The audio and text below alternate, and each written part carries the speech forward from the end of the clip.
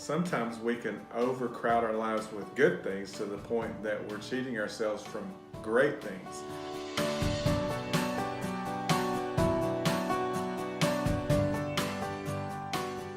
Hey, welcome to part 2 of our video series called Living or Dying in the Gap.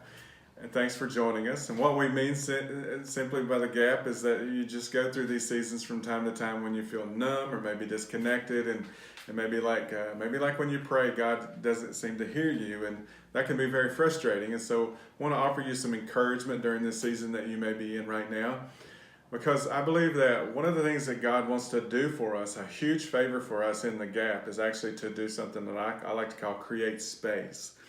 What I mean by that is, in our culture especially, is we have a tendency to pack everything as full as we can. Material things in our homes. We buy things that we don't necessarily need to pack it in there.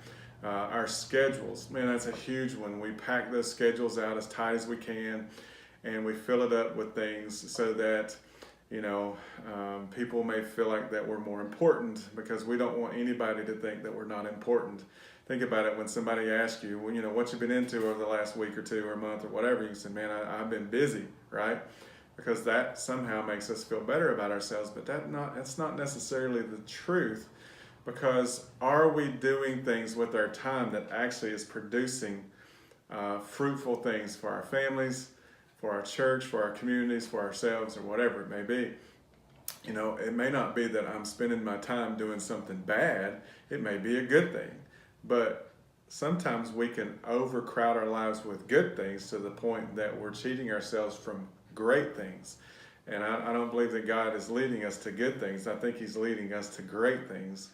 And so sometimes we go out and buy things because we have this void. We feel like that if we can get this, it's going to make us feel better. And then we find out that it doesn't. And then, could be we go and do it again because somehow that second or third or fourth try of buying something, and we crowd our space in our homes with stuff. And so what we've done in our home personally over the last year or so is we begin removing things, material things from our homes.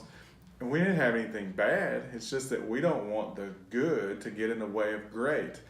And so what we've seen is that God is showing us again the things that are the most valuable things that we don't want to miss. And that a lot of times the very answer to our prayers was actually there all along. We just couldn't see it because our space was so crowded.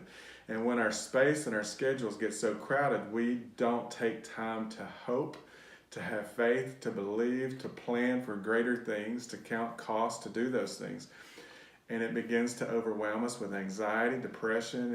It hinders our relationships with people. It hinders our church attendance, giving, and so on and so forth.